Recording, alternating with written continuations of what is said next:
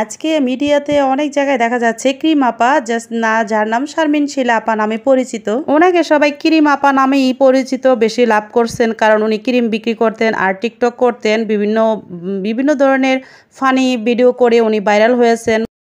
ভালো কাজ তো খায় না ভাই, ভালো কাজের তো ভিউ কম।